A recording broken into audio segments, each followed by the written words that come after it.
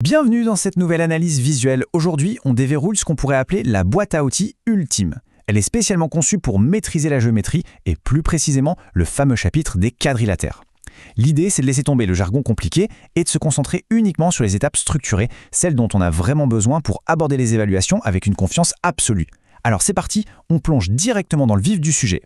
Voici notre plan d'action du jour. 1. Reconnaître les quadrilatères. 2. La méthode de démonstration. En 3, les formules de périmètre et d'air. En 4, le fameux piège des conversions. Et enfin en 5, l'essentiel pour le contrôle. Ce sont 5 étapes super logiques qui vont nous faire passer de la simple identification visuelle jusqu'à la maîtrise des très redoutées conversions d'unités d'air. On attaque tout de suite avec la première étape, reconnaître les quadrilatères. Et ça, c'est une compétence purement visuelle. Le but, c'est d'être capable d'identifier rapidement les figures en fonction de leur super pouvoir unique. On ne joue pas aux devinettes ici, c'est de l'observation pure et dure. Regardez bien cet organigramme. C'est presque comme un jeu de piste pour le cerveau. Quand on a une figure sous les yeux, on commence toujours par vérifier si les côtés opposés sont parallèles. Ensuite, on traque les longueurs égales et pour finir, on cherche les angles droits. En suivant ces chemins, c'est littéralement impossible de se tromper de nom. Par exemple, si on a des côtés opposés parallèles, on est tout de suite dans la famille des parallélogrammes. Et si on ajoute juste un angle droit à ce parallélogramme, il se transforme instantanément en rectangle. C'est d'une logique implacable. Et tout ça, ça nous amène directement à la figure géométrique parfaite, le carré. Ce qu'il faut absolument retenir, c'est qu'un carré n'est pas juste une figure inventée au hasard. En fait, il combine les propriétés de deux autres figures. C'est le croisement parfait entre un rectangle, puisqu'il a 4 angles droits, et un losange, puisqu'il a 4 côtés de la même longueur. Gardez cette double identité bien en tête, croyez-moi, ça va sauver un paquet de points le jour de l'examen. On passe à la section 2, la méthode de démonstration. Voyons comment on transforme cette simple identification visuelle en une véritable preuve mathématique en utilisant la logique. Voici la recette magique. C'est un modèle en 3 étapes qui garantit d'avoir la note maximale sur les questions de justification. Étape 1, on écrit « on sait que ». C'est là qu'on liste les faits concrets qu'on nous donne. Étape 2, or, la propriété dit que. Là, on ressort la règle exacte du cours. Et étape 3, donc. C'est la conclusion logique. C'est une mécanique ultra précise et c'est exactement la structure que les correcteurs veulent voir sur une copie. Vous vous demandez peut-être comment trouver les indices pour la toute première étape, ce fameux « on sait que ». Eh bien, le secret est caché directement dans le dessin. Regardez ces petits traits sur les côtés. Ça veut dire que les longueurs sont parfaitement égales. Et ces petits carrés dans les coins, ça signale direct un angle droit. Pour réussir sa démonstration, il suffit de lire attentivement ces symboles visuels, avant même de commencer à lire le texte du problème. Allez, on avance. Section 3, formule de périmètre et d'air. On rentre dans le vif du calcul.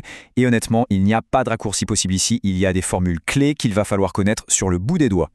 Mais avant de calculer quoi que ce soit, mettons les choses au clair. Le périmètre, c'est le contour extérieur de la figure. Imaginez que c'est la clôture autour d'un jardin. L'air, en revanche, c'est la surface à l'intérieur, donc la pelouse. Sur ce tableau, on voit bien la différence. Pour le contour, on fait de l'addition ou de petites multiplications simples. Mais pour remplir la surface intérieure, on multiplie 2 dimensions entre elles. Que ce soit un carré, un rectangle, un parallélogramme ou même un cercle, ils obéissent tous à cette règle de base. Si on fait un petit zoom sur le périmètre, le principe est super intuitif. On prend toutes les longueurs du contour extérieur et on les additionne. Mais attention, alerte rouge, il y a un détail hyper important qui fait trébucher pas mal de monde. Toutes les mesures doivent obligatoirement être dans la même unité avant de faire le moindre calcul. On ne mélange jamais, au grand jamais, des centimètres avec des décimètres. Du côté des calculs d'air, il y a un piège très classique, particulièrement avec le parallélogramme. La formule nous dit de multiplier la base par la hauteur. Sauf que cette hauteur doit toujours former un angle droit avec la base, une belle perpendiculaire. Prendre le côté incliné en pensant que c'est la hauteur, c'est l'erreur numéro 1 à éviter à tout prix. Section 4, le piège des conversions. Ce qui nous amène tout naturellement au boss final du chapitre. Celui qui a le pouvoir de faire dégringoler une note en un rien de temps si on manque de rigueur, les redoutées conversions d'unités d'air. C'est la grande question. Comment on fait pour passer des mètres carrés au centimètre carré avec le stress du contrôle sans faire d'erreurs catastrophiques avec les zéros? La technique qu'on va voir maintenant est un vrai filet de sécurité. Regardez comment ce tableau est construit. La règle d'or saute aux yeux. Pour les surfaces, chaque unité est divisée en 2 colonnes, les unités et les dizaines. Des kilomètres carrés jusqu'au petit millimètre carré, chaque grande case a 2 compartiments. C'est vraiment la différence majeure par rapport au tableau de longueur classique. Et c'est ça qui nous donne notre ancrage mental. Puisqu'il y a un petit 2 au-dessus du mètre carré, on décale la virgule de 2 espaces à chaque fois qu'on franchit une unité. Si on va vers du plus petit, on part vers la droite et on multiplie par 100. Si on remonte vers du plus grand, on va vers la gauche et on divise par 100. La mécanique est infaillible. Avec ça, 1 mètre carré devient 100 décimètres carrés et 10 000 centimètres carrés d'un seul coup. Faisons un petit aparté sur les unités agraires. Vous savez, celles qu'on utilise pour les terrains. Les professeurs adorent ça pour les problèmes concrets impliquant des jardins ou des champs. C'est tout bête, un ar, c'est exactement 100 mètres carrés, et un hectare, c'est 10 000 mètres carrés. Avoir ces deux petites valeurs en tête, ça évite d'être complètement bloqué en plein milieu d'un problème. Et nous voici enfin à la section 5, l'essentiel pour le contrôle. On va laisser la théorie pure de côté pour se concentrer sur le côté tactique. Comment être certain d'être à 100% opérationnel le jour de l'évaluation? Tout commence par le matériel. En géométrie, l'à peu près, ça n'existe pas. Un crayon parfaitement taillé est indispensable pour tracer proprement.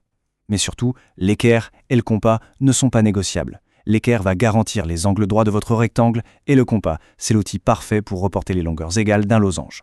Sans eux, c'est tout simplement impossible de faire une construction correcte.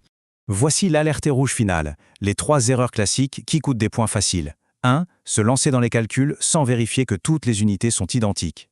2. Confondre un côté incliné ou une diagonale avec la vraie hauteur perpendiculaire comme on l'a vu. Et 3. Faire un dessin parfait mais oublier d'ajouter des petits codes visuels qui prouvent au correcteur que les règles sont respectées. Si on esquive ces 3 pièges, on est sur la voie de l'excellence. Pour bien consolider tout ce qu'on vient de voir dans ce chapitre, gardons en mémoire cette idée simple. Le carré, c'est un peu le summum de la géométrie. Pourquoi? Parce qu'il exige tous les critères en même temps. Il est simultanément un rectangle et un losange. Si on intègre bien cette idée de mélange parfait, on a saisi l'essence même de ce chapitre. On arrive au bout et je vous laisse avec une dernière réflexion très pratique. Demain, ou le jour de l'examen, au moment exact où vous recevez le sujet, quelle est la formule ou la partie du tableau de conversion qui vous demande le plus d'effort mental? La meilleure stratégie, c'est de l'écrire immédiatement sur votre feuille de brouillon, avant même de lire la toute première question. Ça libère le cerveau du poids de la mémorisation et on peut se concentrer uniquement sur la géométrie pure. Allez, bonne révision, vous allez assurer.